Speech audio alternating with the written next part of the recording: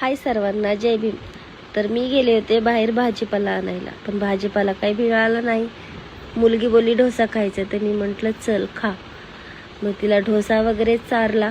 मग आम्ही पुढं निघालो. पुढं निघाल्याच्या नंतर खूपच ऊन होतं.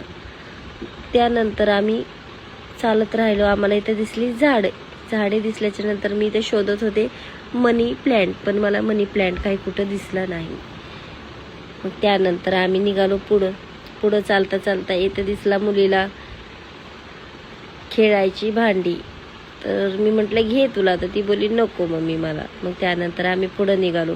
पुढं निघाल्याच्या नंतर खूपच ऊन लागत होतं. रिक्षा शोधत होतो, रिक्षा काय आम्हाला मिळाला नाही.